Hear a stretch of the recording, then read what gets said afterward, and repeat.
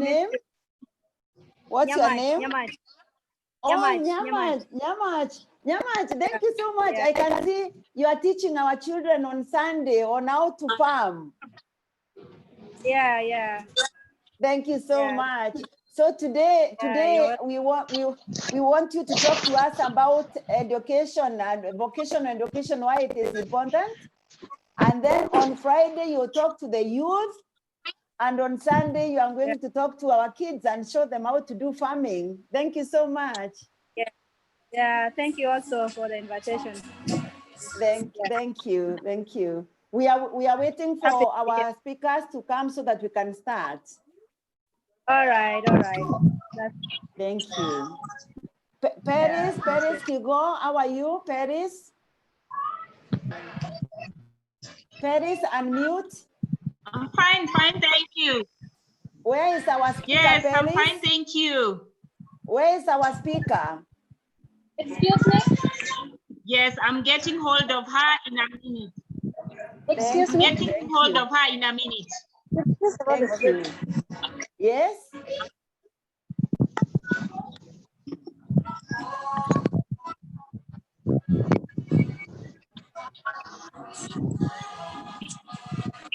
Hello? Yes. Yes, how are you? Can you be able to join?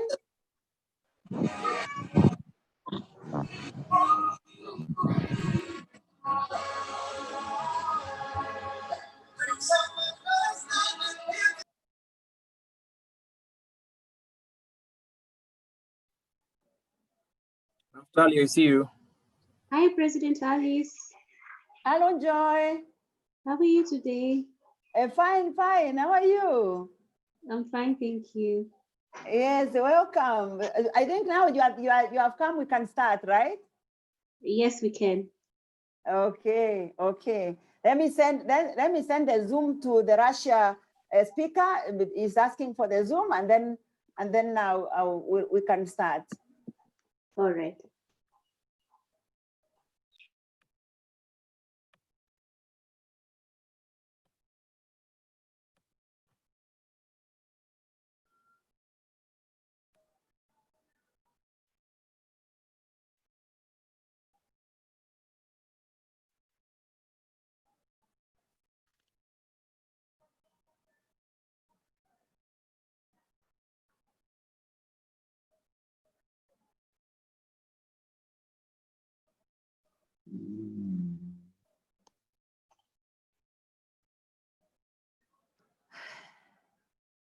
Okay, so now we start our conference.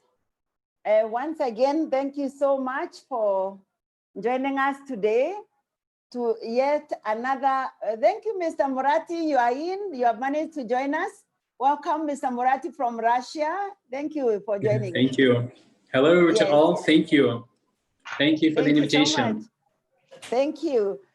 So today we want to start our conference once again, discussing about something very passionate to our hearts, to some of us, the people who have been in the industry teaching vocational education or technical vocational education, because some of us believe without technical vocational education, there is no country on earth which can survive, because in every pyramid of employment, the biggest group of people who work for any organization, any country, are the people who fall in that bracket of technical vocational education system, because we believe when you finish your high school, if you can't go to the university, or if you don't want to go to university, or if you are waiting to join the university, the best place to start is on technical vocational education or vocational education.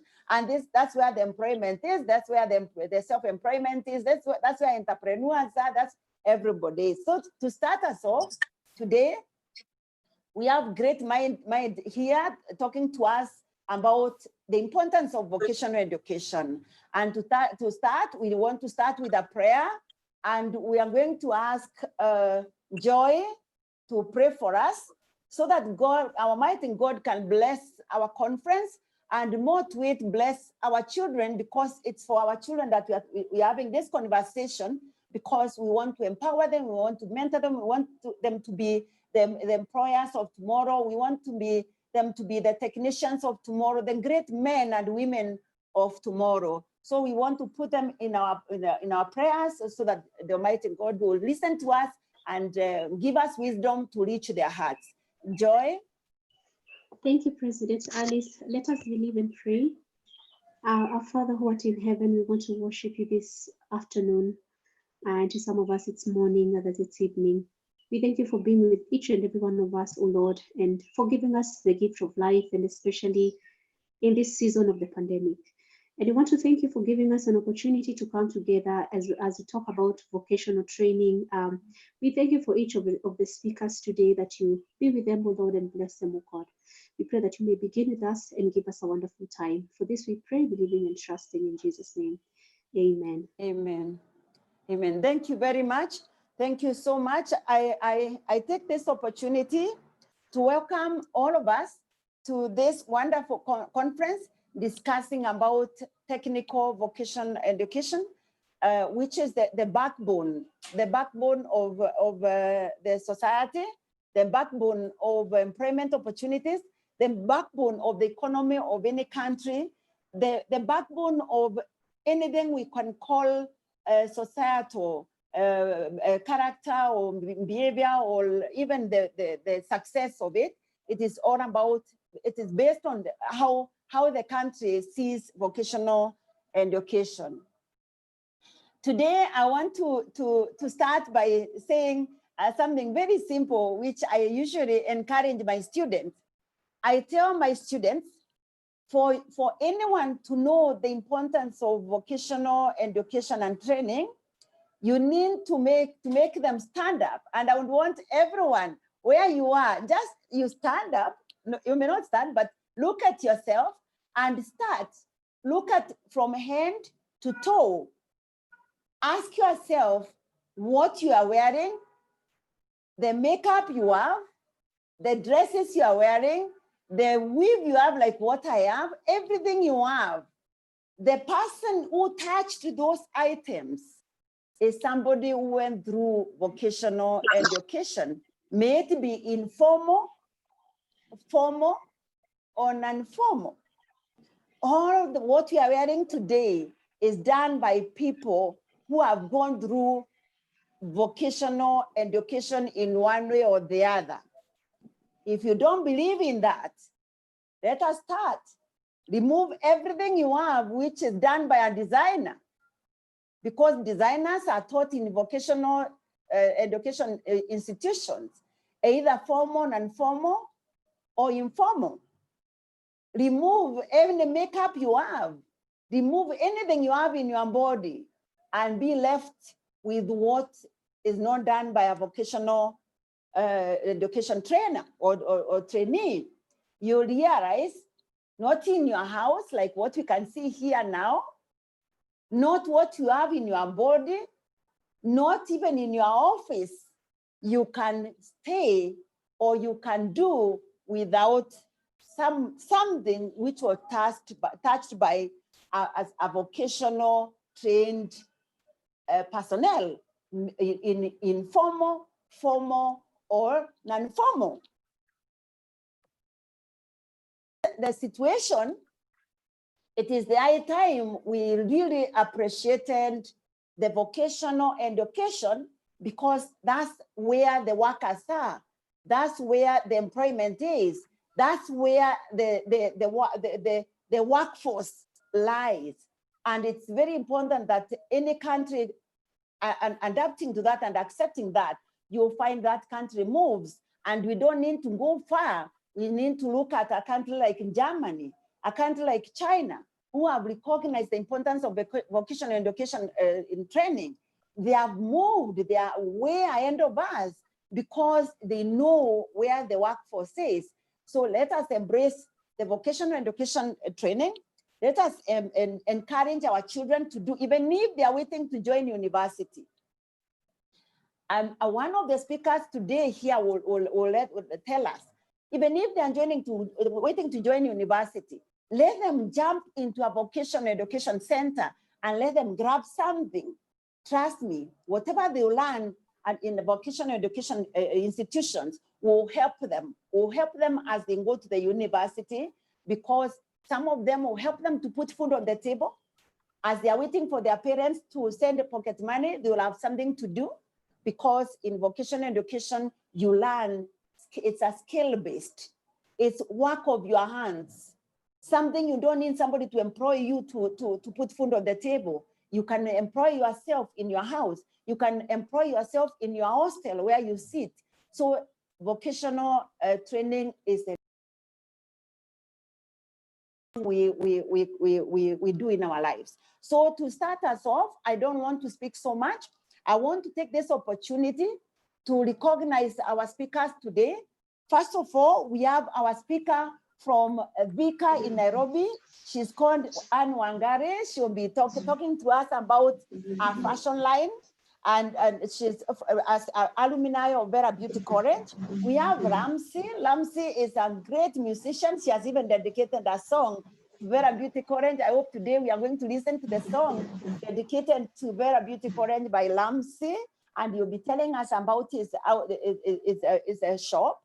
And then we have somebody, a great woman from South Sudan, who is a great woman who teaches people and children on how to do farming. And I know Dr. Rupa will be very happy to listen to this great lady, because she talks about teaching children how to do farming. And today she's telling us, being a teacher, teaching people to do farming, what does she think? Because that's a great person there to tell us that you can teach anyone to be someone in life. And we'll be listening to her. And we are going to have Mr. Murat from all the way from Russia. I can't wait to hear what Russia thinks about vocational education. Is it important in Russia? Do they value technical trainers? Do they value plumbers? Do they value machineries? Do they value hairdressers, fashion designers? Do they value nurses? Do they, where do they put their value on vocational education? And we are going to be listening to Mr. Murat, who will tell us about it. And then we are going to talk to a great man of real estate, Mr. Adiva, who has interacted so much with these great people who are in vocation, and will be telling us the importance of vocational education training and the people who have gone through vocational education and real estate. Are they important? Is there a gap they cover, or it is just, they are just useless? They are failures. They are people who have never been to school. They failed in school. How does he value? Because unless we start having that conversation, our workforce will still remain poor, where you look for a plumber for a long time without getting a plumber or a technician or something like that. And before we start, we want to have the blessings from our president, the president for education, and she hails from India, and Dr. Rupa. Dr. Rupa is the Chancellor for Best University, Best Innovation University, which I appreciate so much, because Best Innovation University has taught us how to do smart farming. How do you do farming? I never even thought that I could understand farming the way I've understood through these conferences. So we want to have, she's also the founder of World Forum for Education. So I want to give her the opportunity just to tell us when she started this forum, what she had in mind. And before we do that, we'll have our president bless this conference. She's called Dr. Ayla, who is the dream bearer of this wonderful forum, World Women Leading Change. And she'll be telling us why she included education in this forum. And before we do that, I want to appreciate the presidents who are in the house. And I want to start with Rebecca. The presidents today, I just want you to only say hello. Rebecca. Hi, everyone. Thank you, President Alice. Hi, Dr. Ayla, all speakers. I think today we are going to learn a lot from yourself. So we are waiting. Thank you very much, President Alice. Thank you, thank you. That's our president for infrastructure from South Africa. And this one, I want to ask Joy to say hello to us. That's the president for Kenya, and Joy. Hi, everyone. Glad to be here today and to just learn about more about vocational training. And I'm the president for Kenya and for Kids Leading Change. Thank you. Thank you very much. We go to all the way to South Sudan, and we want to hear Sarah, the president for South Sudan, say hello to us.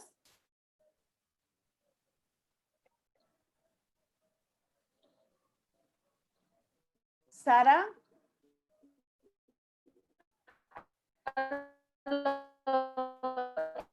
Oh, Sarah, your network is so bad. Sorry, Sarah, your network is so bad. We'll get back to you when your network is better. So I want to ask. Hello, President Ayla, all the presidents in the house. Can you hear me? Yes, now we can hear you. Hello? Yes, we can hear you. Hello? Yes, we can hear you, Sarah. Hello, can you hear me? Yes, we can hear you. All right. Okay, I think, yes. Okay, then we'll go to Chase. Okay. Hi, everybody, to all. Hello to everyone in the house, all the presidents, all the speakers.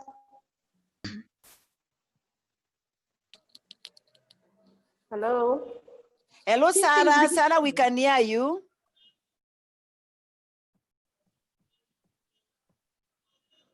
Okay, Sarah, thank you. Thank you very much. That is Sarah from South Sudan. We can't hear properly because of the network, but that is Sarah, the president for South Sudan. We can go to Chase. A good day, good morning, good afternoon, good evening. Greetings to all the presidents and all the presenters. I'm happy to be on this platform today. Let's have a blessed one. Thank you. Thank you. Thank you very much, Chase. And then we go to the president for East Africa, Lois. Good afternoon, good morning, good evening, everybody. Thank you so much, my President Alice Kamunge and Dr. Ayla for this platform. I'm happy to be part of this discussion today or ready to learn as well. I'm the President for East Africa and Youth, and I'm happy to see one of my youth here. Adiva, well done. We're here to support. All the best. Thank you very much. Without wasting so much time, I take this opportunity to ask our president for education, Dr. Rupa, to have a word for us and invite our global president to say hello to us. Dr. Rupa. Thank you, Ambassador Alice and WWLC Africa. I thank the founder of WWLC, also Dr. Ayla, for having thought about creating this massive change across the world in education.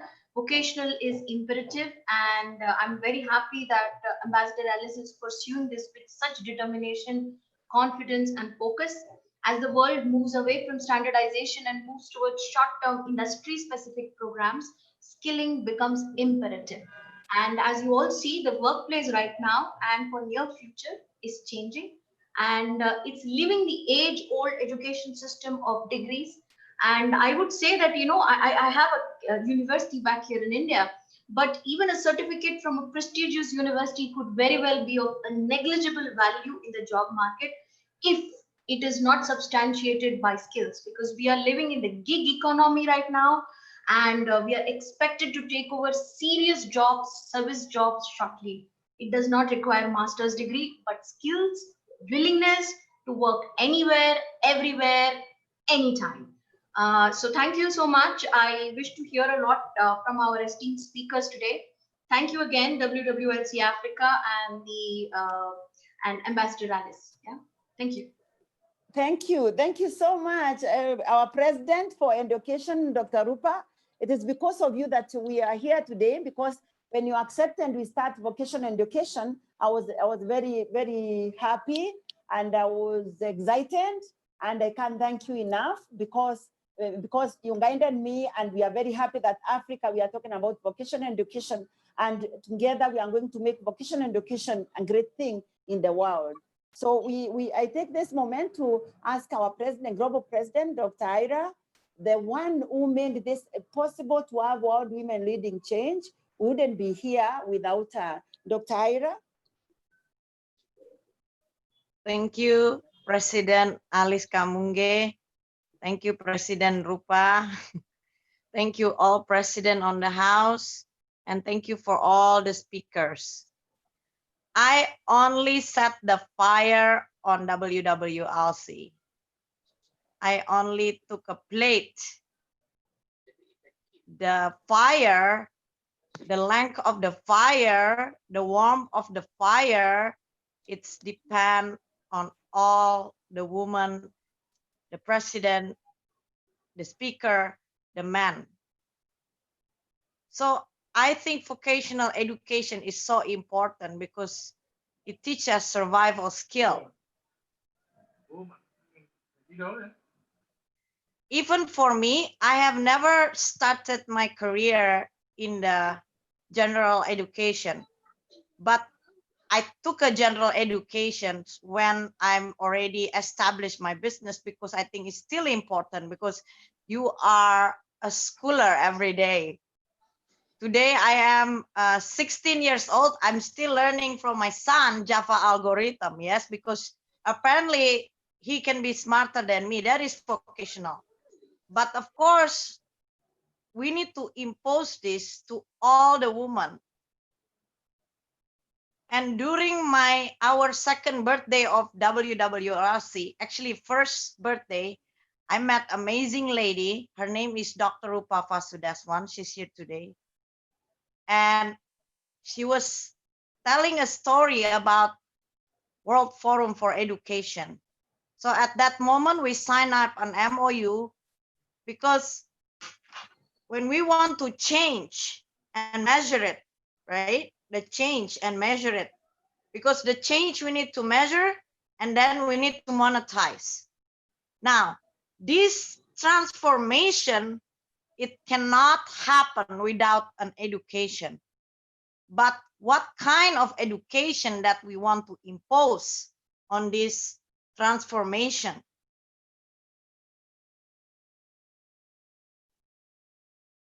What kind of focus that we want to impose? And today market, when people, 60% people in planet Earth losing their jobs. But we need to still live, we need to still eat, we need to still pay the bill.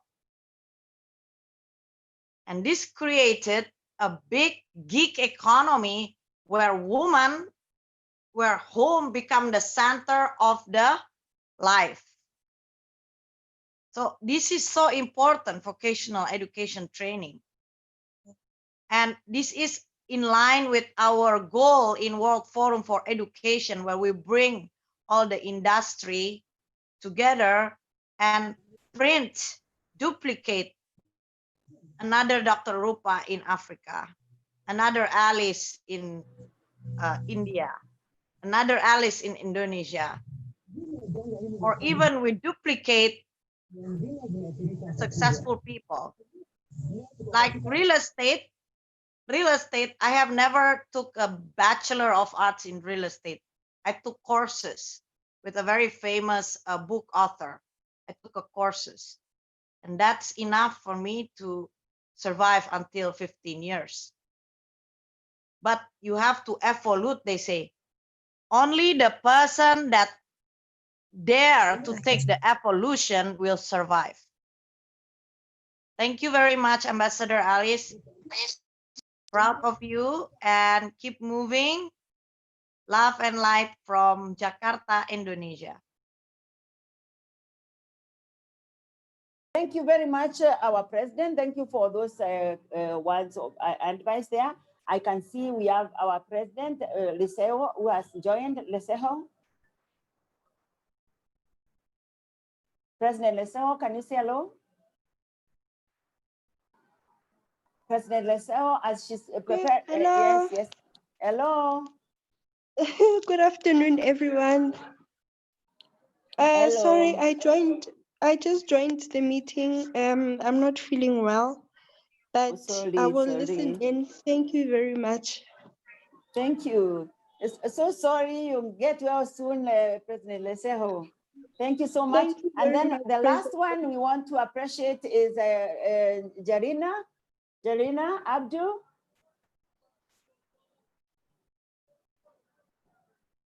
Jarina Abdul, and unmute and say hello to us. Datin Jalina. Yes, if she's not ready, then we take this moment to have to start our conference. And today we have we'll start our conference by just having a sneak preview on when you talk about vocational education, what it is all about. Today we want to listen to very key speakers who will be dissecting the vocational education to tell us what it means for the industry, what it means for the country, what it means for the economy of any country, what it means for to the world. And to start us off, I want to do our warm-up by inviting one of the alumni students from Vera Beauty College, who will be showing us something she has done when she finished training. Where did she go? What is she doing with the training she got? So today we have Anne Wangare Muru, who is showing us a little of what she does after she finished her training. Anne Wangare, she's an alumni of Vera Beauty College, and she's the CEO of Anitamani Designs in Kenya. Anitamani CEO, Anne Wangare.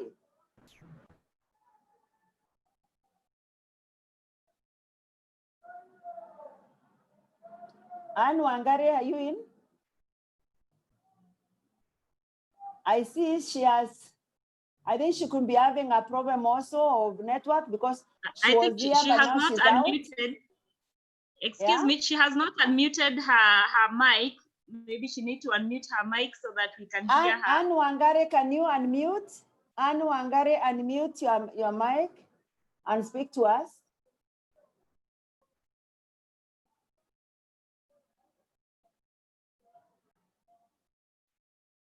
Can you call her Anne Wangare? As if Anne Wangare is not ready to present, we'll give her the opportunity to close, because I wanted her to show the sneak preview of what happens, what do the vocational trainers do after they finish their training, but we'll be closing with her. So without wasting time, we want to go straight to Russia. And we have our speaker from Russia is Mr. Murat Azamov, a businessman in Russia, a business trainer, and is also a business consultant. And we want to listen to him so that we hear how Russia views vocational education. Mr. Murat? Yeah, thank you.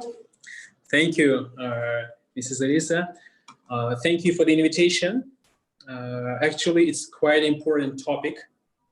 Vocational education, as you already mentioned. So it's actually around more than 50% of the population of most countries actually belong to this group, I would say.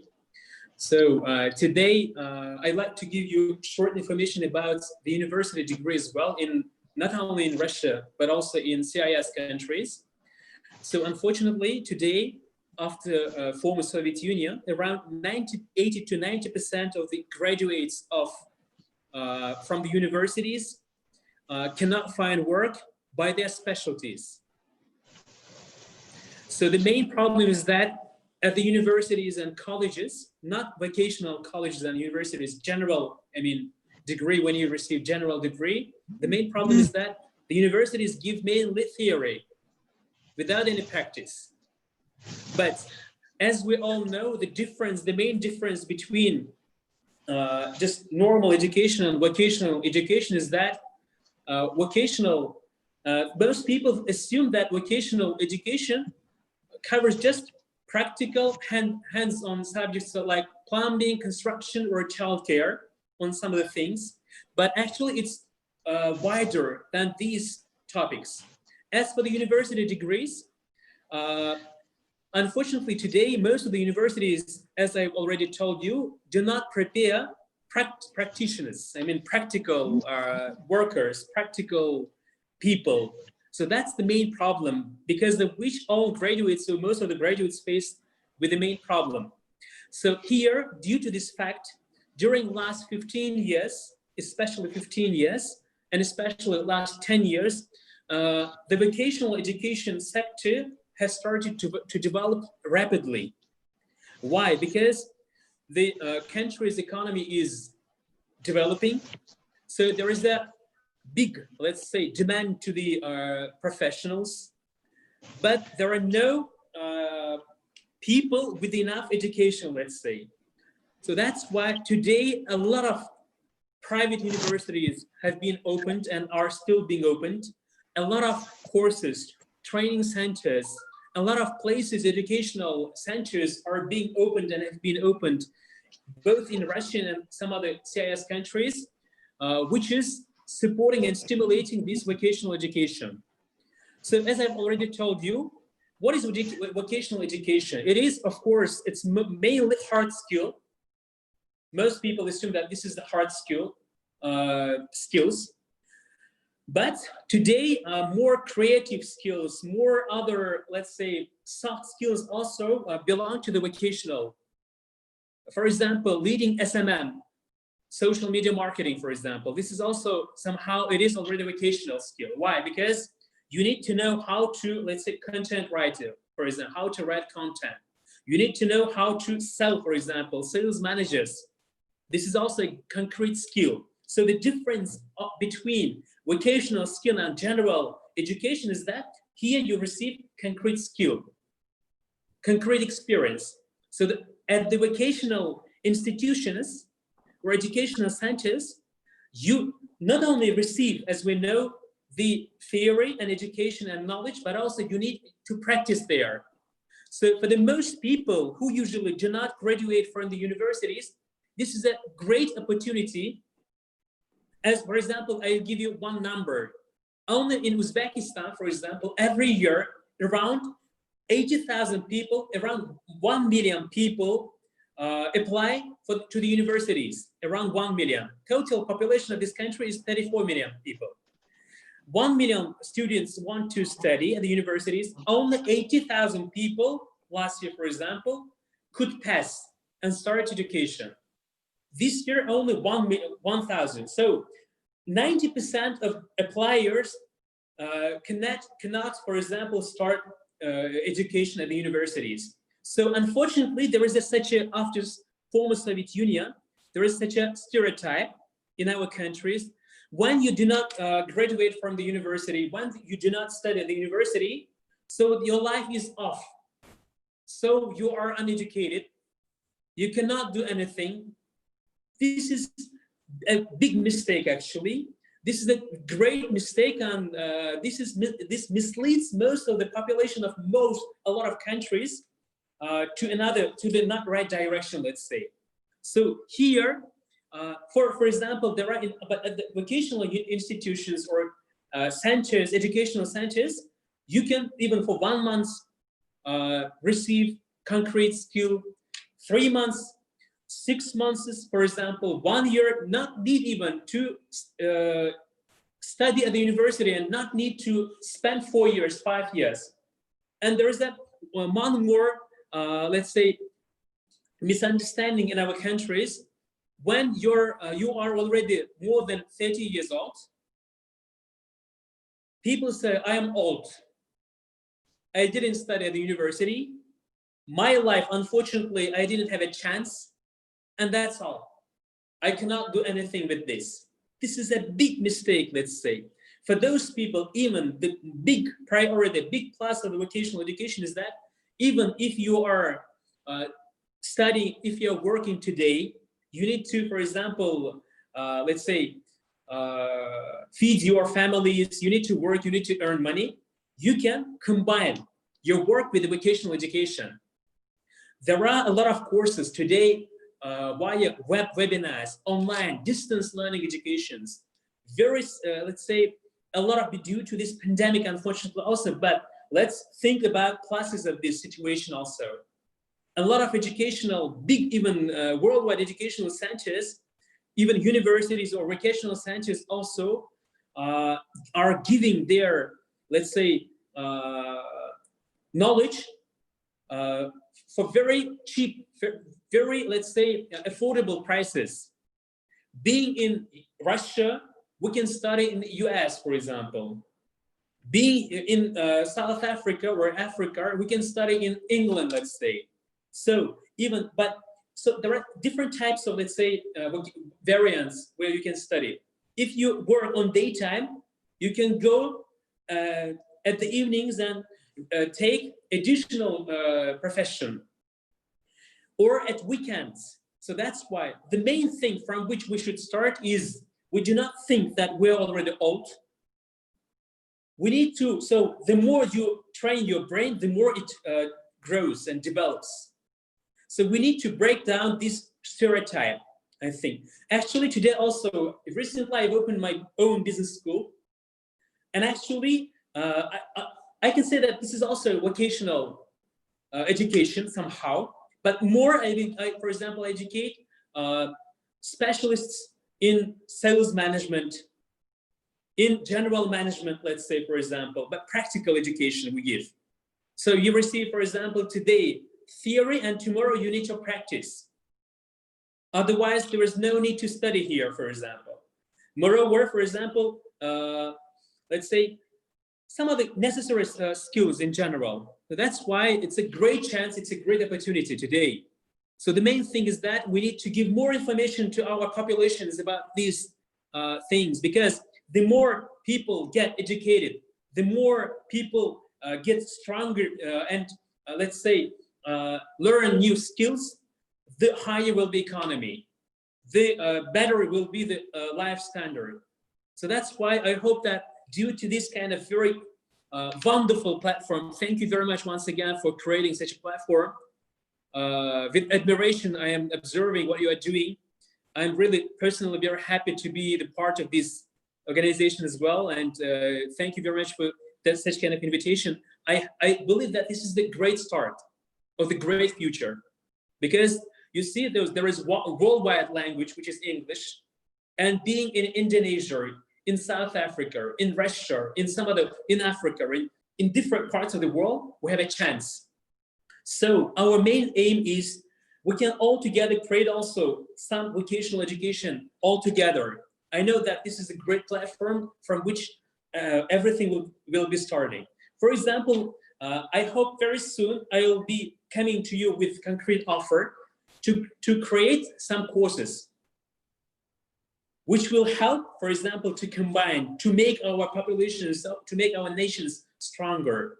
So that's why, once again, I'd like to mention that today the vocational education is a great chance, because even without leaving your work, you can take additional education and to make your life better, to make good career, to start, for example, even your hobby, you can turn your hobby to your, let's say, work that you like.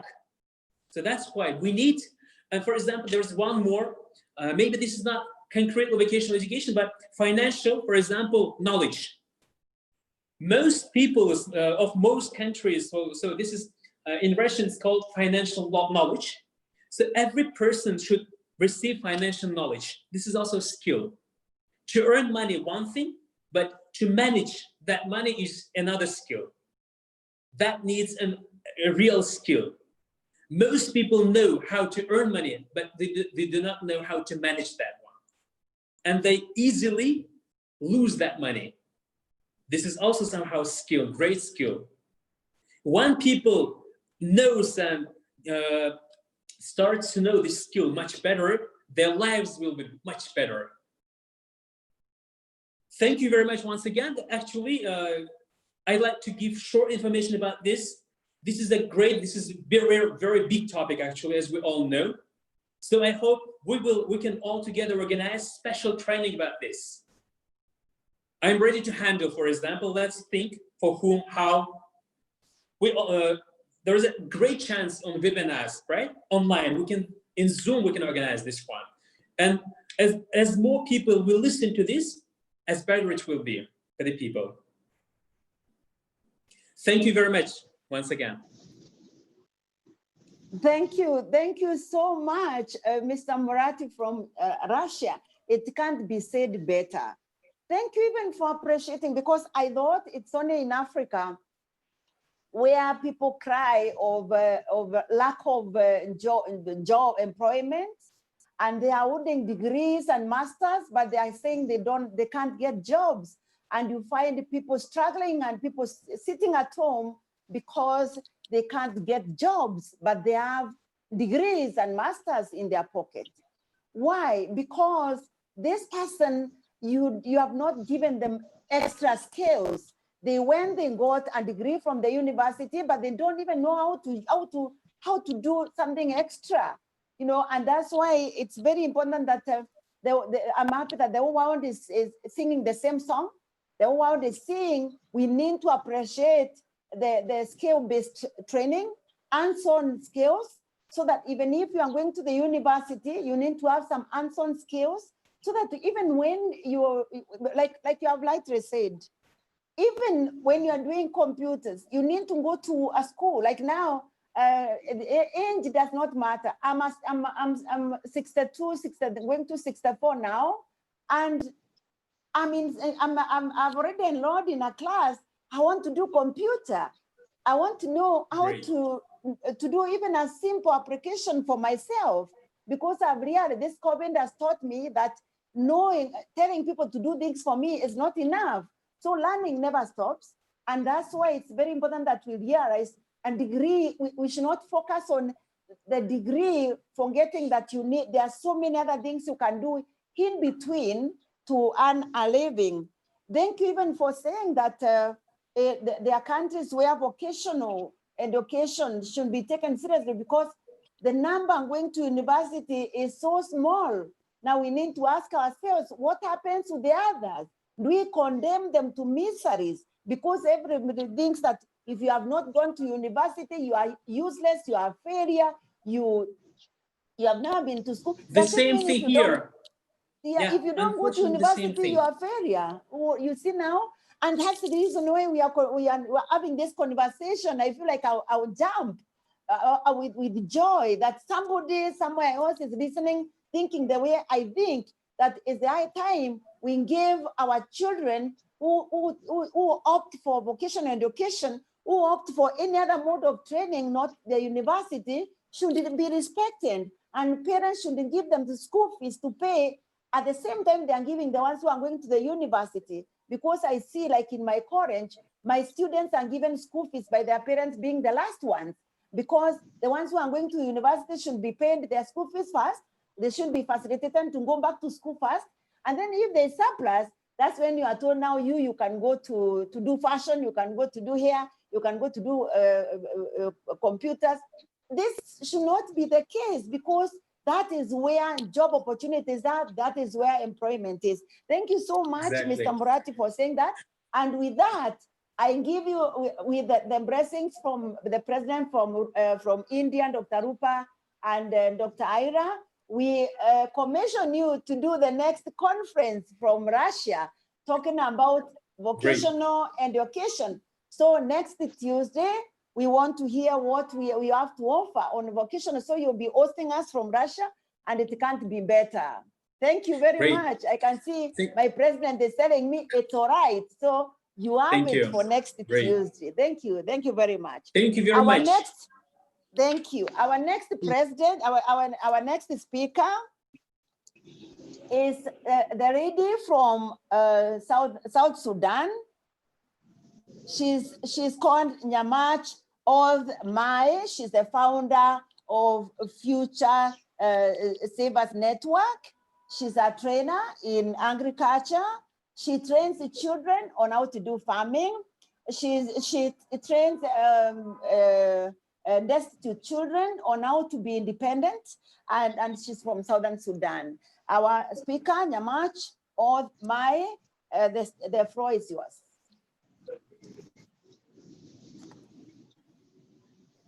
Unmute. Nyamach, unmute. Yes, Thank you. Yes. Thank you so much. I'm so excited to be in this forum and for us to discuss about vocational training, which is a very important aspect of our lives and our countries. I like one of the presidents who said vocational training is training survival skills. And I believe it's very important because you can just imagine at this time of the pandemic that everybody's home, jobs are closed, some people are told to be home, and there is nothing to do. So those one who are trained vocational are the one who are surviving right now, you know, so it's survival, teaching survival skills. Yes, I am the founder, as you heard, of Future Savers Network, and we are working currently on a project with the orphanages. We actually desired and we found that these kids, they're leaning so much on people, waiting for help, waiting for people to give them money, to give them clothes, to go to school. But we have a very fertile land in South Sudan that the whole orphanage can rely on, and they will never ask anybody. And this is what I've been telling them, that if you plant your high value crops, you're actually going to be a giver, not a receiver, you know, because in most cases they're just relying and they have a pity on themselves that I am an orphan, I don't have a mother, I don't have a father, I have to be cared for, I need this from these people. But they don't know that they have something within them that they can do that will really let them come out of that. So we decided to do it, to give these children on farm and desire in the heart to people very independent in the future and to be people who are productive to our economy in South Sudan. So this is a very important conference. My network is not really that good, so I'm not going to be very long. Yeah, but vocational training in South Sudan is still at its lowest rate. It's not really that. But as we said, that is training on skills for survival. Surely, everybody is in this pandemic of corona, and we know how much people have been hit by poverty, by economic problem. So we really need to blow the whistle on people to be trained, you know, on survival issues, you know, because many in Africa went to school, as it said earlier by the first presenter. People are on the street. I was in Kenya. I studied my university in Kenya. I know some people who have masters. They were still roasting maize on the roadside, which is, it was earning them money rather than people who are seated in homes and they start complaining that I don't have this. There is no job. The government is not giving us job and we are just unemployed. Why can't you do something with your own hands, with your talents, be creative and do something, as I see many people are doing it. So it's really very important in all the countries, especially for us in Africa, that we have to press on vocational training so that we have, when I don't have a job, I remember in 2014, I was working for a company from South Africa, and after the crisis, they left, and I was left without a job, you know? So the only thing I had is to open up a salon, and I was actually working in my salon, even though I was not trained, but I had to start training myself from those people who are working for me. And that one earned me a lot that I needed. There was no that gap, you know? And if we also want to be financially free, this vocational training will also make people financially free rather than just sitting home and waiting for the salary that comes at the end of the month, you know, and if you wait for it for several days and you finish it in 2 days or 3 days, that cannot really change your life. So it's really very important, and we really need to put more, and I urge actually most of the governments to put a lot of resources on vocational training, because this is where countries will develop. You know, I went to China and I saw a lot of people doing handwork, you know, a lot of things that for us in Africa, we have a lot of resources that we don't use. We're just waiting to be in nice, fancy offices, you know, being called those big names. You know, we don't want to get dirty in the field. We don't want to be in the garage. We don't want, I just want to be called boss in the office. So it's time for us to really get out of those comfort zones where we cannot really do a lot. And it's time for us to teach those children, train them from now, because they are the future of this world. They're the future of the nations. They have to be given those trainings, you know, to add on top of what you're going to give them in general education, because it will take them a time. I actually took 12 or how many years to come and work and earn my own money. I was not told to do some things, you know, to earn me money, but I see their children today who are doing things. You'll find a child in primary school and he's earning some money. And you are in university waiting to finish, and then after that you finish, you go and look for a job. I don't know how many years staying home without doing anything.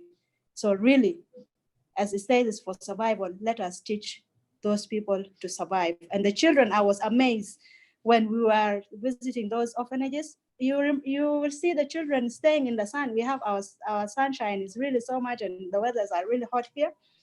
And they were there very happy. And you know, it was energizing them. And then now they were thinking of, wow, one of them even called himself the Minister of Agriculture. You know, he said in the future, he's going to be the Minister of Agriculture. So you can see how we are impacting life. As they grow up with a mentality that it is me and only me alone that can bring me out of this situation that I'm in through what I can do through my hands, and whatever it takes for me to go to the next level, it is within me. As just God said, that it is within us that we have to go out. To come to conclusions, you know, I love this proverb that always say that don't give a man a fish, but teach him how to fish. It is time for us not just to give fish, but let us train them, because when you give them the training, you know, when we are training them to plant carrots and tomatoes, they are not just going to get that one tomato or those 4 tomatoes that you're giving them, but they'll get enough tomatoes when they plant by themselves. They get enough for themselves and enough even to go to the market or to help others.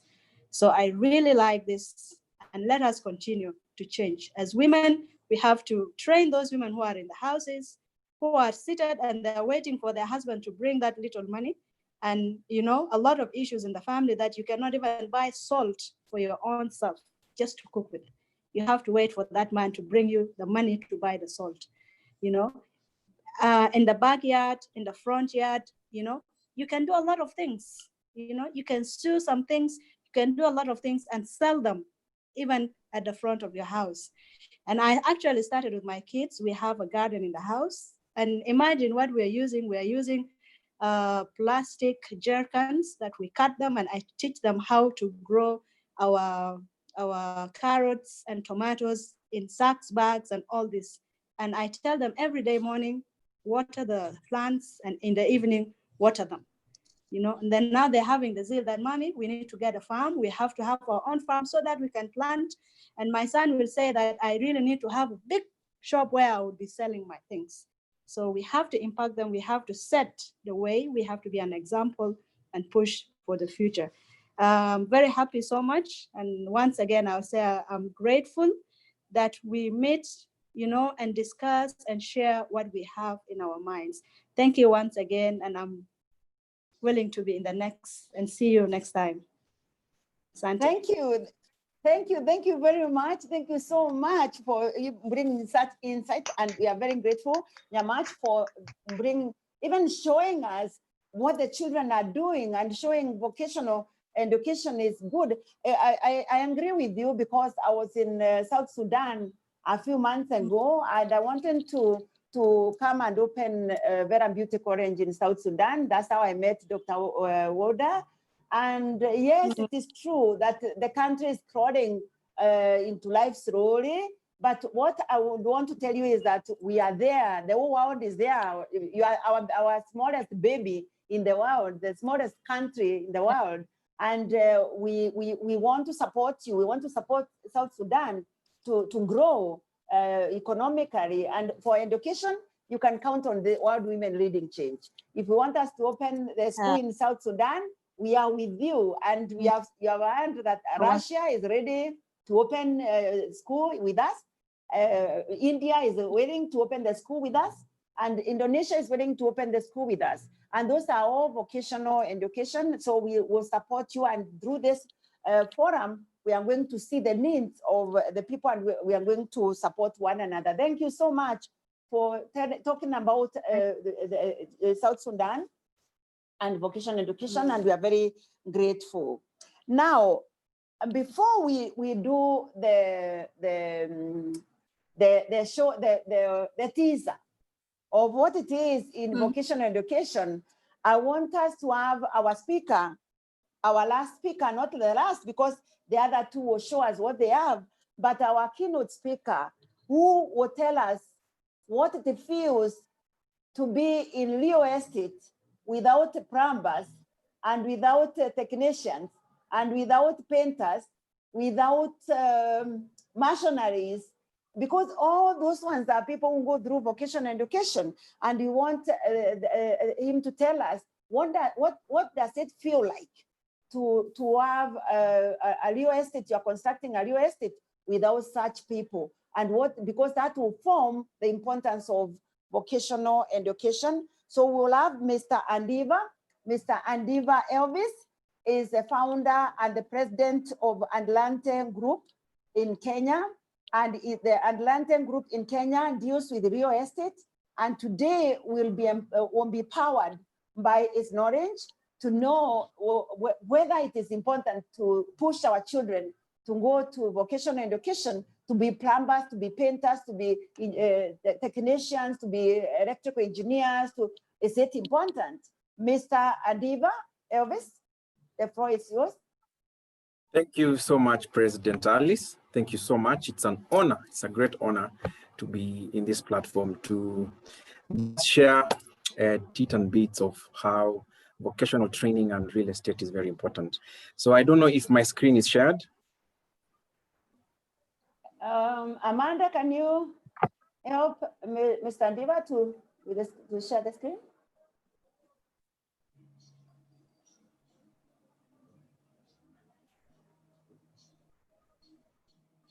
Amanda? I think his screen is already shared now. Shared, yeah. Adiva, you can share? Yes, I have. I have already shared. Okay, thank you. You can see the screen? Yes. Fantastic. So, why is vocational training in real estate of utmost importance? So I'll give you a few figures so that you understand why this conversation is highly, highly, highly important. Number one, real estate employs over 1 million people yearly. 1 million people yearly. We are a country of 47.5 million. So that means 1 out of 47 in this nation is a vocational service provider. Number two, real estate contributes 13.8% of Kenya's gross domestic product. That's a very high number. And our urbanization. How much? 13.8%. 1.3. Yes, 13.8%.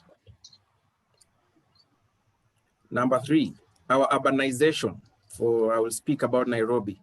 It's growing at 4.4% against the world, which is growing at 2.5%. So we are healthy, we are living, we want to reproduce, we want to grow. So real estate is very important. So the issue of housing is very important.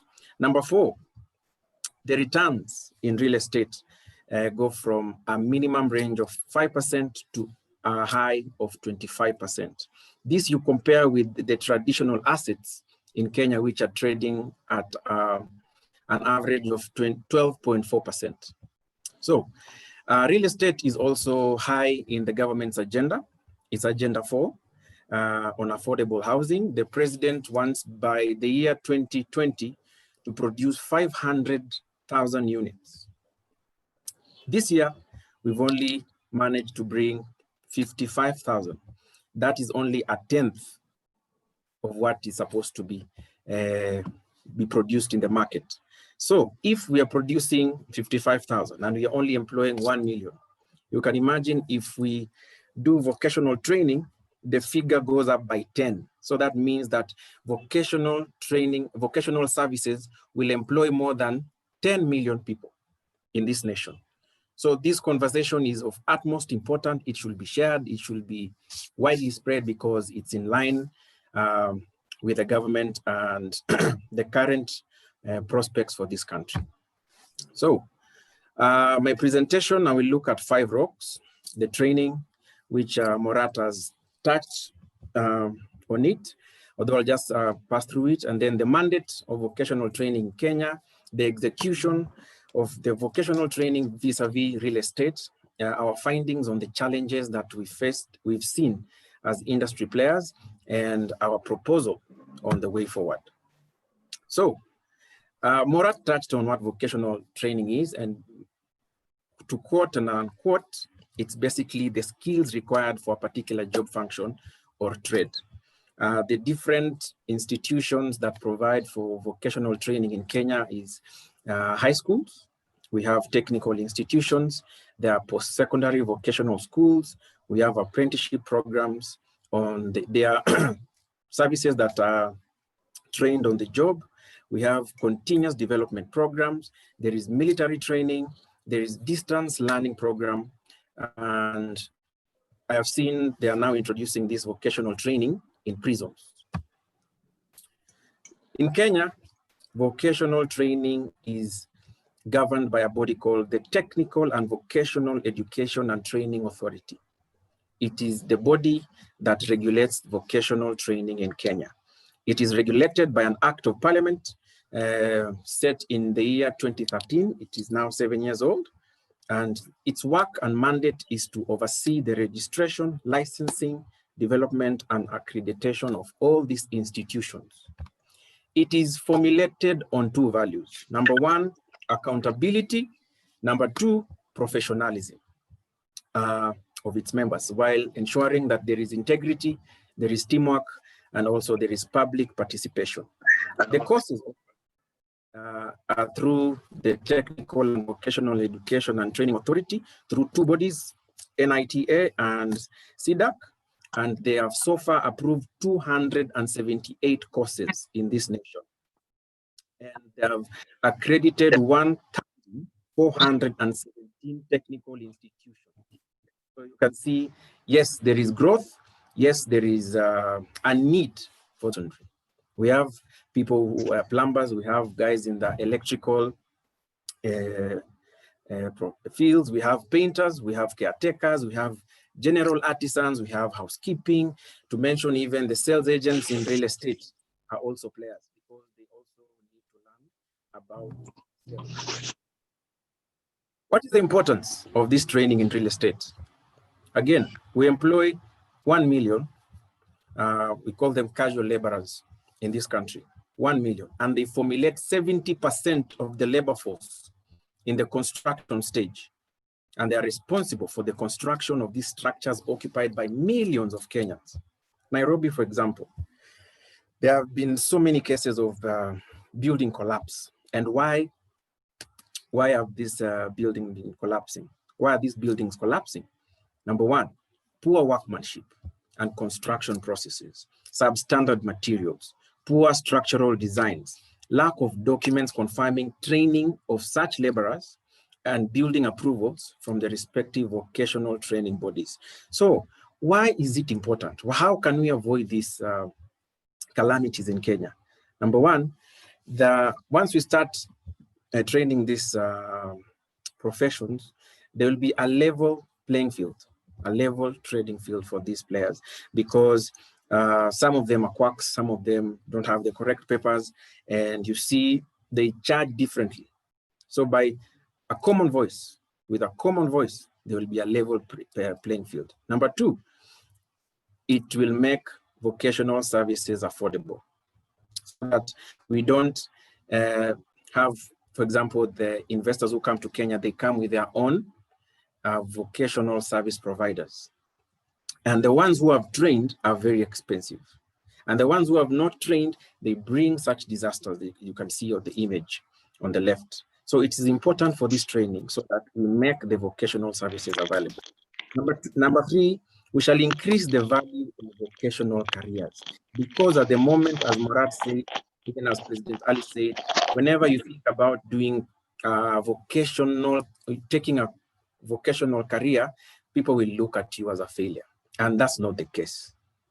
Number four, definitely it will increase employment opportunities. I see by 2020 where real estate can employ more than 9 million Kenyans into this industry. Now, the government of Kenya has formulated the National Construction Authority. This is to tame all these building collapse, and it's taming the quacks in the industry and just trying to have a common accord into regulating and overseeing all these laborers.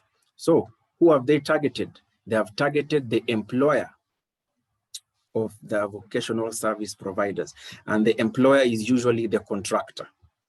So they monitor the contractor by making sure that there is standardization and improvement of construction techniques and materials. They provide, promote, review, and coordinate training programs for these skilled laborers employed by the contractors and the supervisors, and then they accredit and register the contractors, and also they regulate their professional undertakings. As I said, number one role is certification. They accredit and certify all these construction workers and construction site supervisors. Number two, they supervise by developing, they have developed a code of conduct for every worker at the site. Number three, they are tasked with accountability. They maintain quality, cost, and timely delivery of products in construction due to perfect workmanship. And number four, they come in as a disciplinarian to bring to book perpetrators of corruption, all these guys who bring fake certificates on site and approvals, and they bring to book all the owners who have their buildings collapsed or they have not met the standards of NCA. Of course, there have been a few challenges, and the major one being the falsification part, where acquisition of the national construction classes registration has been corrupted as contractors are paid. Hello? Could you mute your mic, please? Yes, so contractors are corrupting their ways into desired classes. There's 4 vocational training certificates being presented at the approval process. You see that a contractor has just had quote unquote, what we call in Kenya, juakali artisans, who have not necessarily gone to school to learn about these services. And they forge their certificates, and during the process of handing over the documents for certification, these documents are handed in together. Number 3, it takes too long to complete these vocational courses in Kenya. I wonder what a plumber will be doing in school for 2 years. What exactly are you doing in school for 2 years? So there needs to be change. There needs to be a change in that. And then there is inadequate training because yes, there are schools, but the training, as you can see from most employers, they complain that the graduates who come from this institution are half-baked. There's also the issue of fees, where there's high registration and training fees imposed by training institutions and the National Construction Authority, respectively. Again, there's an issue of quacks where a lot of untrained vocational service providers are in the country. The bodies mandated to oversee this department are not doing their job effectively. They are not enforcing their regulations effectively. There is room for improvement. I can see NCA is really trying, but there is so much room for improvement. There's the issue of outsourcing, where most developers, they will come with their own vocational service providers, therefore rendering the Kenyan trainees jobless. And then we have the society view. Where I grew up, you had 3 careers. You're either a lawyer, you're either a doctor, or a pilot, or you are a failure. And that's not the case. Yeah. So the society renders these vocational careers unattractive. And then there's the issue of sensitization, and that's why I applaud WWLC for putting such a program together, because it sensitizes on the mandate and the importance of such programs. So this sensitization, yes, can be dealt with the private persons, but the government and real estate players need to sensitize the public on the importance of these vocational trainings. And a statistic that came early this year says that 4 in every 10 of Kenyan employers say that the youth in this labor market are half-baked, which is quite unfortunate. So our proposal, we have pegged it on 5 rocks. It's on fees, on the training, the accreditation, the society sensitization, and the real estate oversight body in general. So number 1, there needs to be a review of the fees for training in these institutions, where institutions shall charge the same, so that I can attend vocational training in Nairobi. The same fee will apply in Nanyuki, it will apply in Nakuru, and all these areas. The registration and renewal fees for vocational services should be also at an affordable rate to enable ease of learning and service provision. Number 2, the training. The institutions mandated to do these trainings, they should provide adequate training to curb the half-baked service providers. NCA is really trying, but it's doing only Zoom calls, and they are mostly holding these trainings in Nairobi. Buildings are constructed all over Kenya, so they need to go to other places. And number 3, the accreditation, NCA and the body for vocational training must come together and vet the quality of these curriculums that are being offered in schools, from induction to graduation. Not just giving licenses for these schools to open, train, and then they bring out half-baked vocational service providers. Society sensitization. Again, we need to move away from thinking that only white-collar jobs are the valuables. The key here is to create employment and to put food on the table. So these plumbers, these electricians are equally as important as us lawyers, as us doctors, and us pilots. And for the real estate, we need one oversight body that will regulate both the NCA, the Board of Registration of Architects and Quantity Surveyors, Engineers Board of Kenya, and Estate Agents Registration Board, to overlap this overlapping and interfering with other regulatory bodies. And you want to invest in Kenya in real estate. We are a family of 4.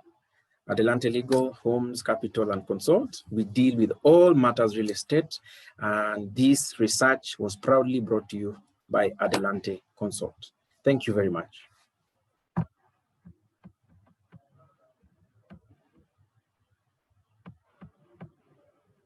Bravo, Adiva.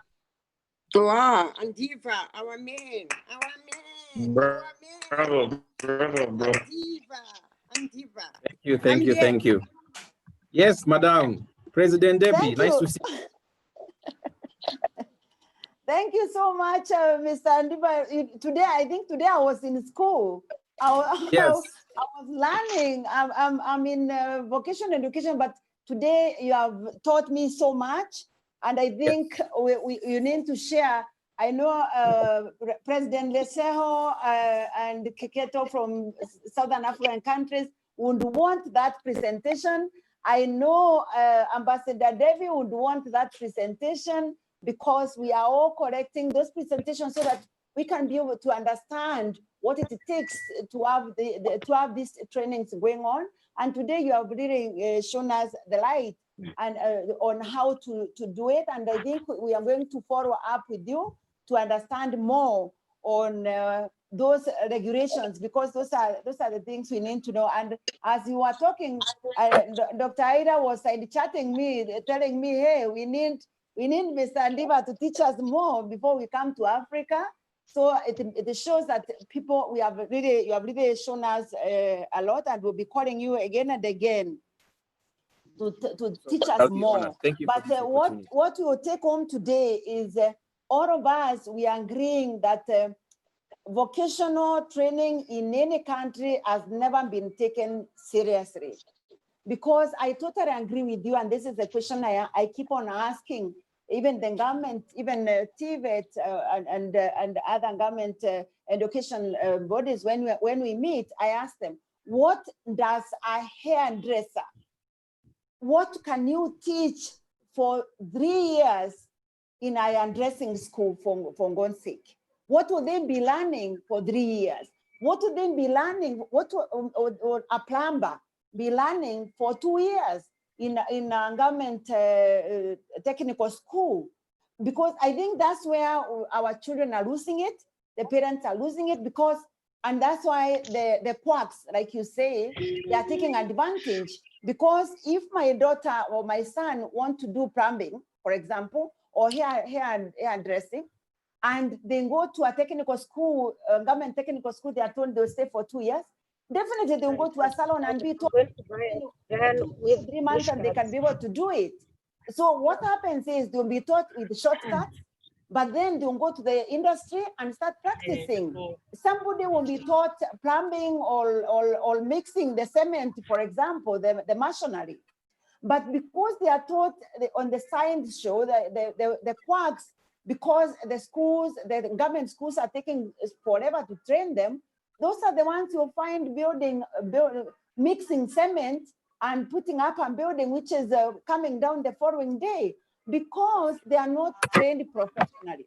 So supposing we take vocational education seriously, and the government and everybody takes it seriously, just the same way we have taken we have put seriousness into universities. We are not discounting universities because we want engineers, we want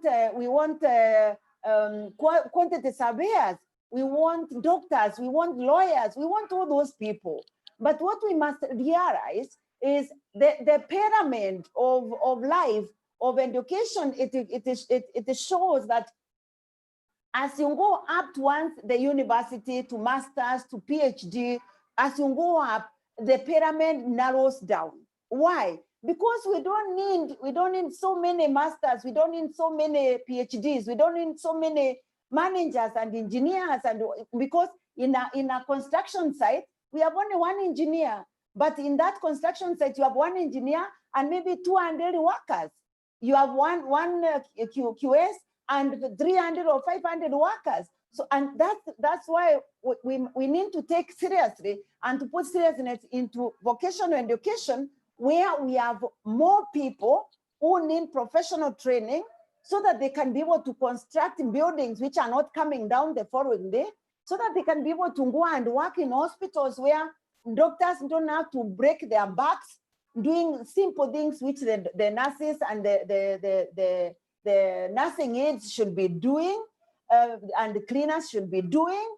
We want to have more people professionally trained, so that even when you go to the hotels, you find the hotel manager is one, but the rest of the people are so confident, they are so passionate about the work, they are professionally trained, and they are doing their work very well. If we do that, then we'll find job creation will be the something of the past, because the job opportunities will be there. Self-employment, people will do self-employment. People will build the houses which are lasting. People will start their own businesses. People will do so many things that nobody will say that I'm jobless. Even the ones who go to the university, if they do some skills while they're at home, instead of spending the long holidays, they spend so much time at home. What can they do with their hands? Can they learn how to mix cement? Can they learn how to be a plumber? Can they learn how to be an electrician? So that even when they're at home, like now they're at home, they are busy repairing people's homes and people's electricity and everything, and they can earn a living out of that. They'll be able to put food on the table. That's the conversation we are having. We are not saying university is not good. We are not saying university is very important. But can we have the pyramid the way it's supposed to be? Because when I was when I was in school, we used to know that you finish Form 4, you either go to university or you go to the colleges. And the colleges were equally as important as universities.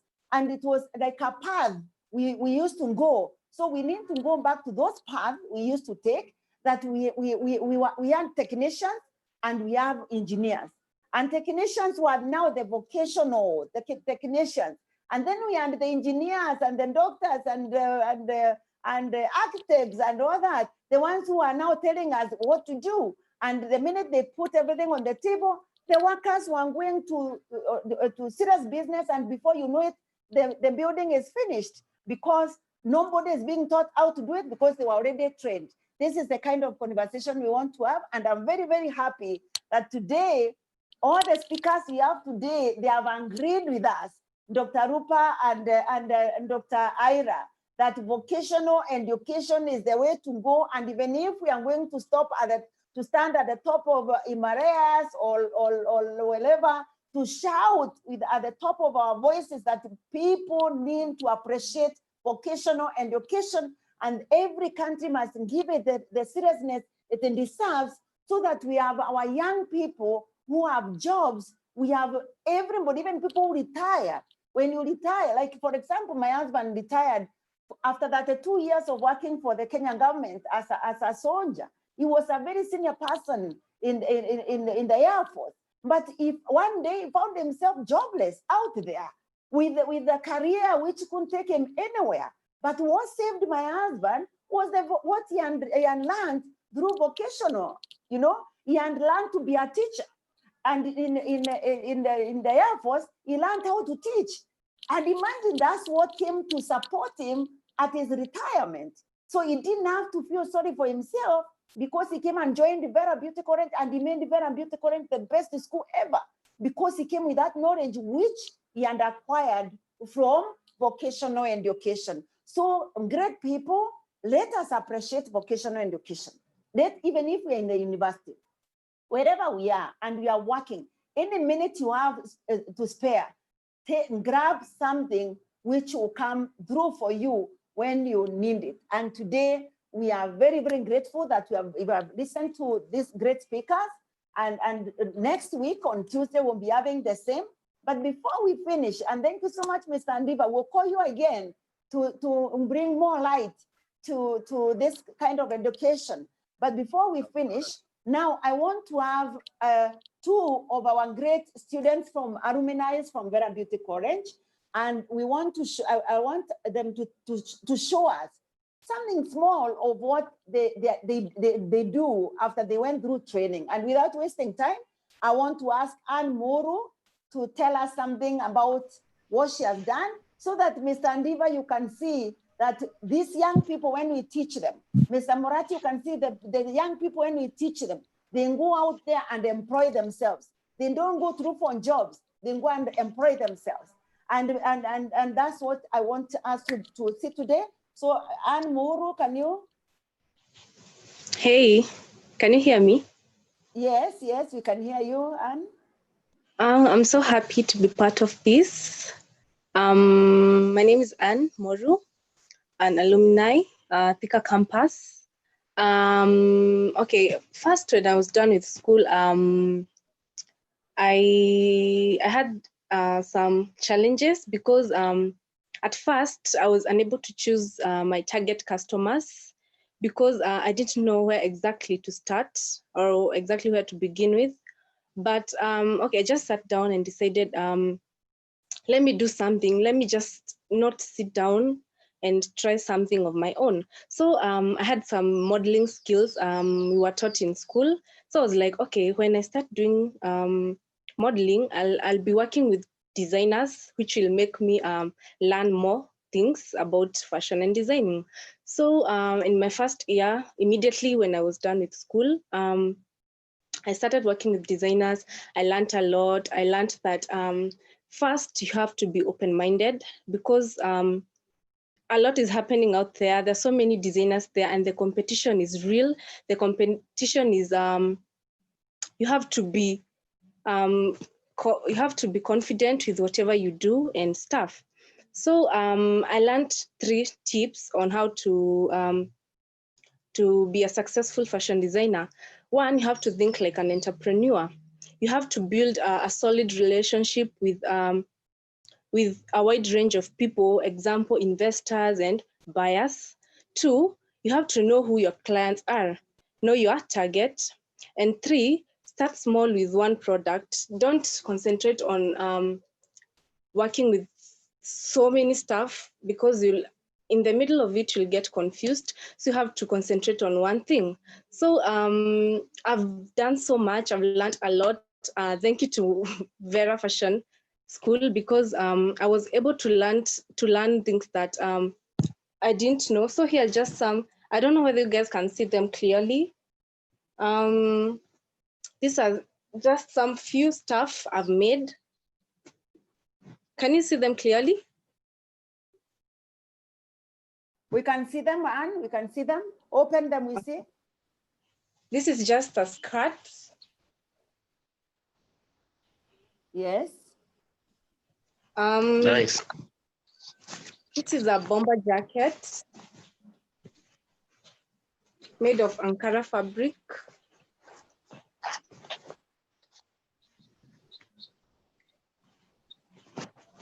And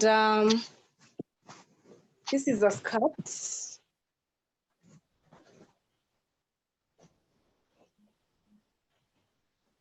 And this is a jumpsuit.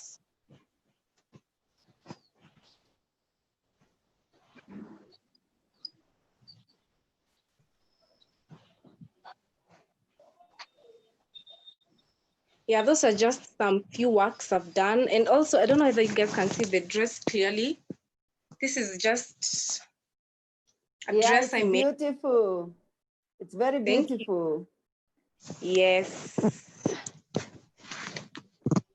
So yeah, that's what I've been doing. Sorry guys.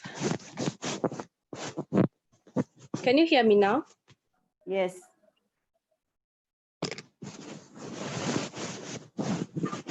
Okay.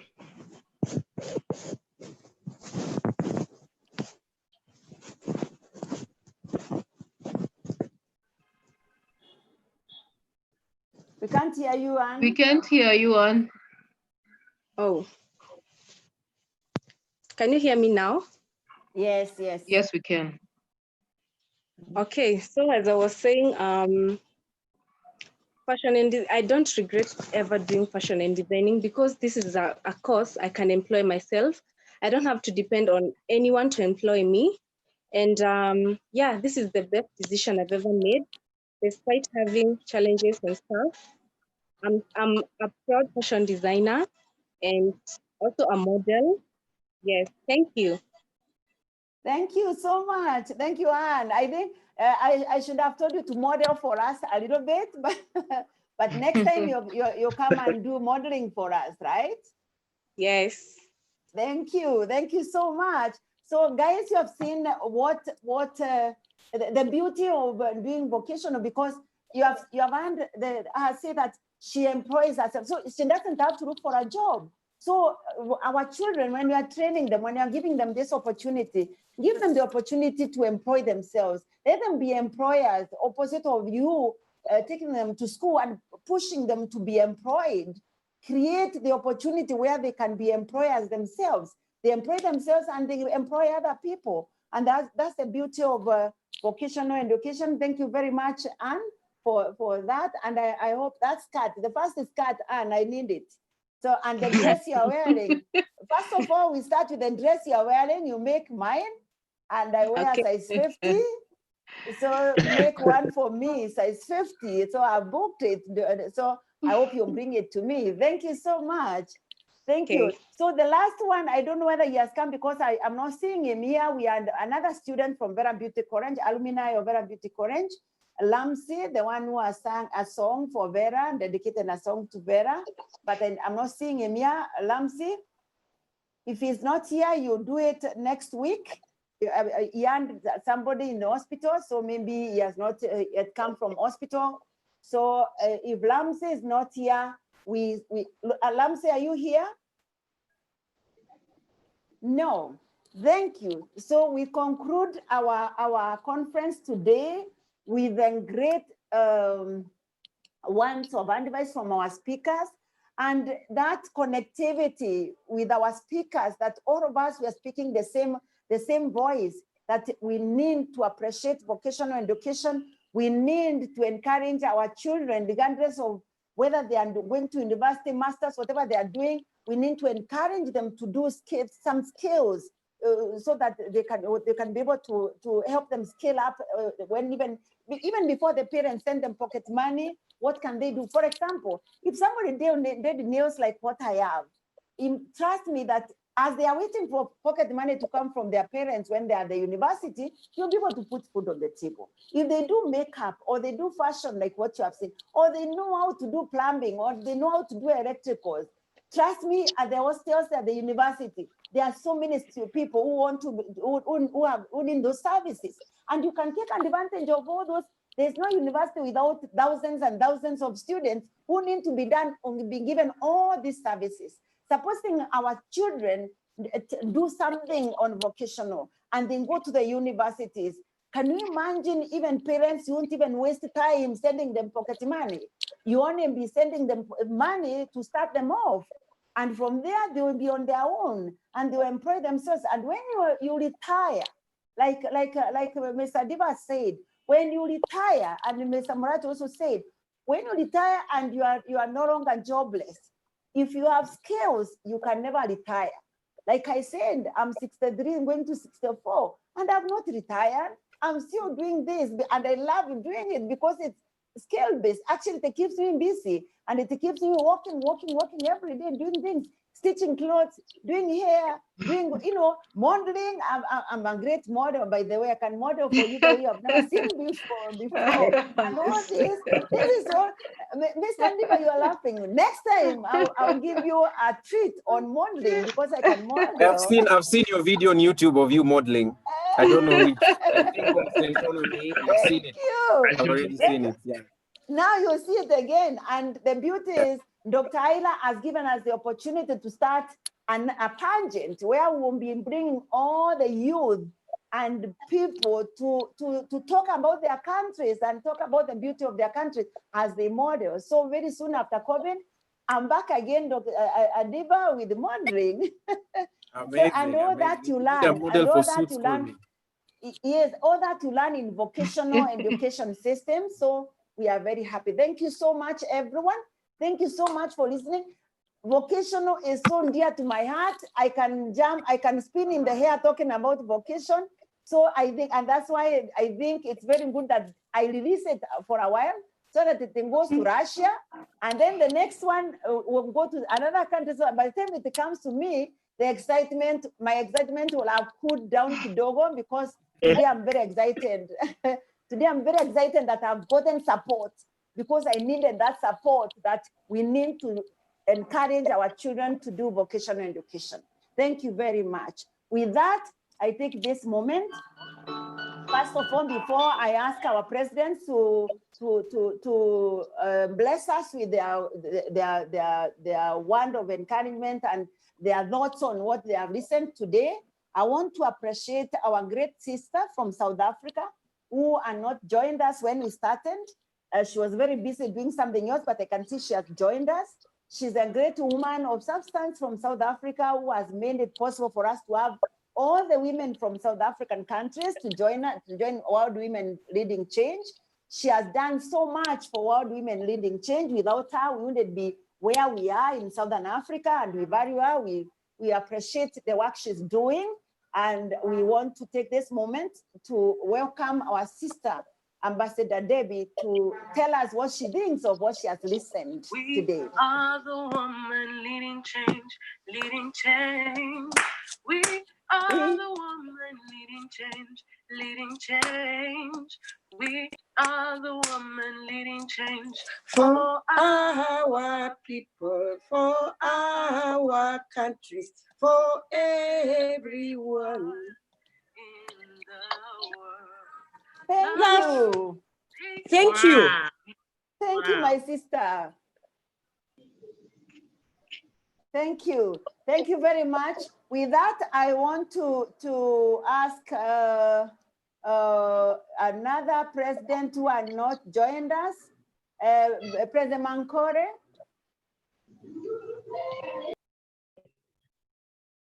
Thank you very much, Your Excellencies. This has been amazing. I was caught up in back-to-back meetings today. I'm sorry I joined late.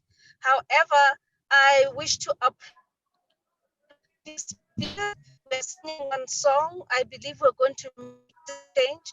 Like I keep saying, with post-corona, we all have to reskill, re-engineer ourselves, and vocational is the only way to go. The lawyers can go to the courts during the day, but sometime during the course of the evening or the day, we all need to hit back to vocational because we all need to be hands-on.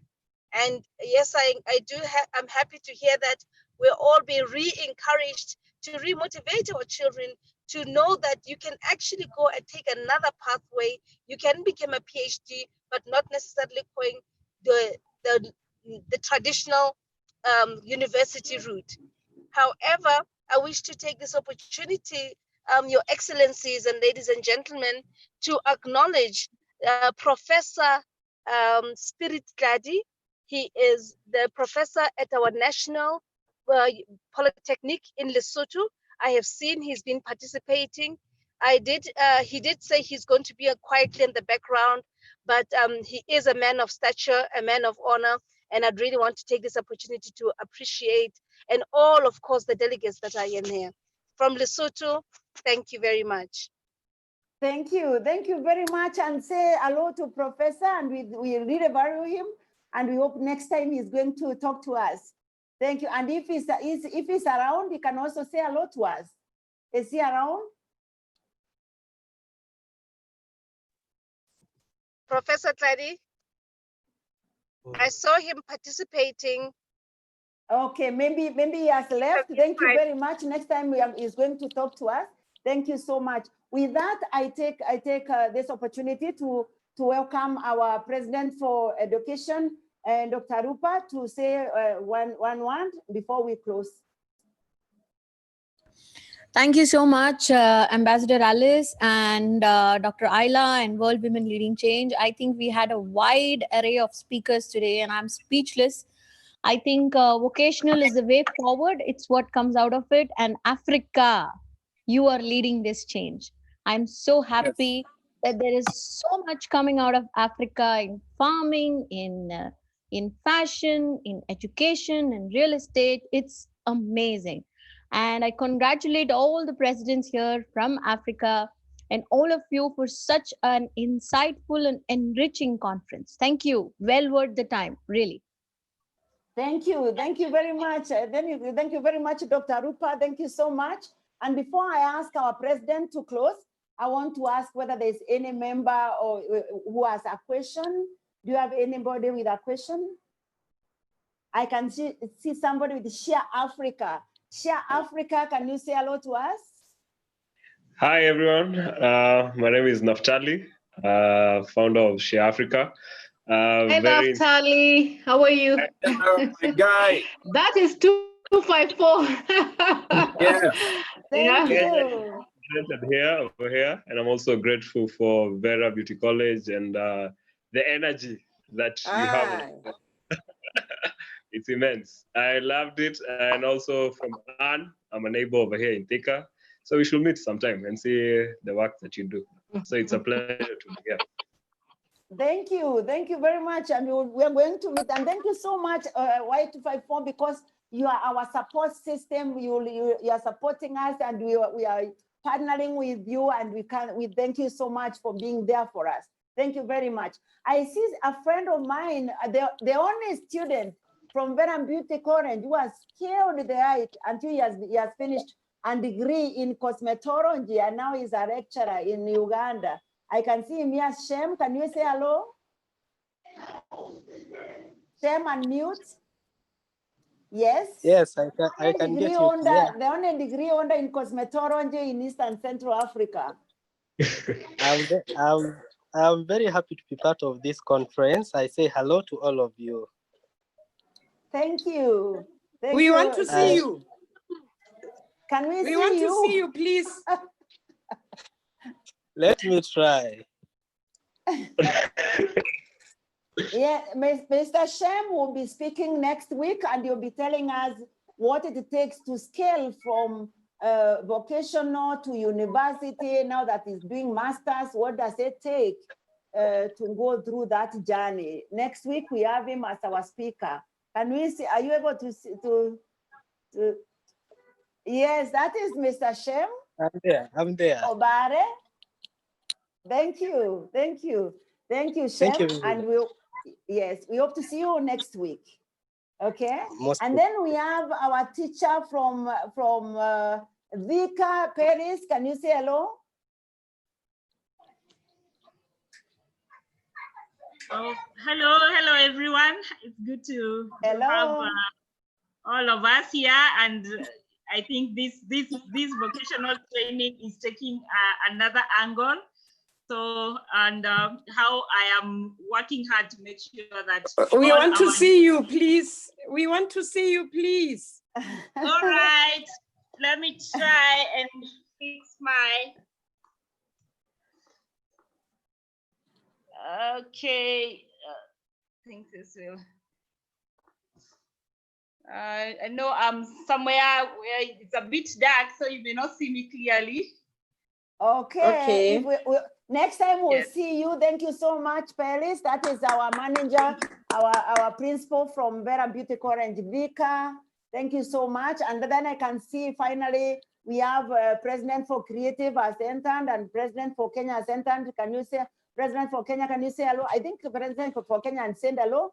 President for Creative, can you say hello? Hello everyone. Sorry, I just got in late, but I hope we're all keeping well. Thank you. Thank you very much. Thank you so much. We are women. Yes, now I take this moment to ask our president, global president, Dr. Ayla, our mother, our mentor, our everything, the one who made it possible to have World Women Leading Change close for us this conference. Dr. Ayla. Thank you, Ambassador Alice. And our teacher is a teacher in real estate. Thank you, everyone. It's amazing conference. And I hope we go back and we're rethink about our life, that it is important to use each time in our life for something impactful. And how can you bring impact if you are not skilled? How can you bring impact if you are not smart? How can you bring impact if you don't create jobs? So this is not a problem of a government. It's a problem of mindset of all of us, right? So we need to. Even me, I want to study every day. That's why I'm in that. That's why we create conference every day. So because I want to study, because I'm bored sitting at home doing nothing after eating, right? 7 o'clock eating, then what? Sleeping. So it's a very good that we keep going. Tomorrow we have real estate. Thursday we have technology. Friday we have wellness. Saturday we have. So we have all industry coming because we want to learn to one another. Sunday we've got agriculture. Yes, Sunday we have agriculture and children. Saturday we have Dr. Rupa is farming and youth. So we have everything. So please join, learn, network, explore, bring impact. Yeah. Good night, love and light from Jakarta, Indonesia. Thank you, Ambassador Alice. And tomorrow we will have Ambassador Debbie. We will interview her about personal branding. That's also vocational. See you.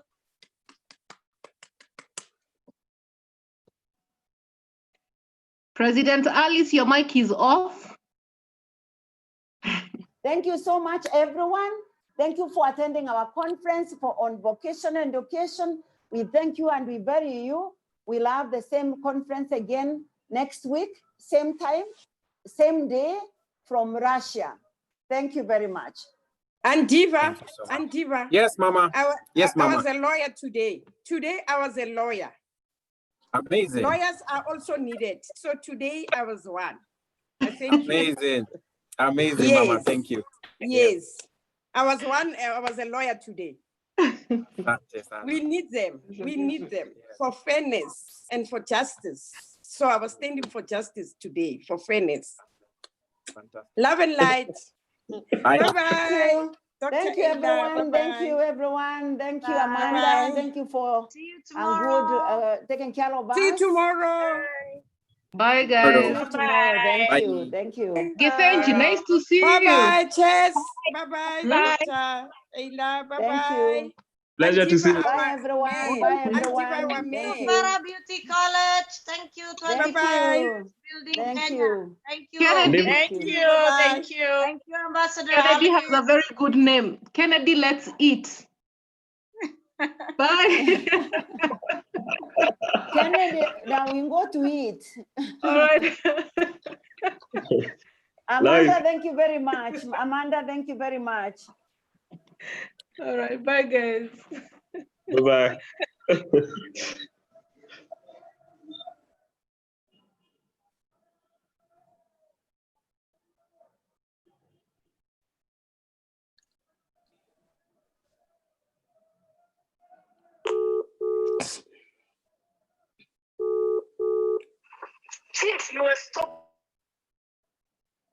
Amanda, close.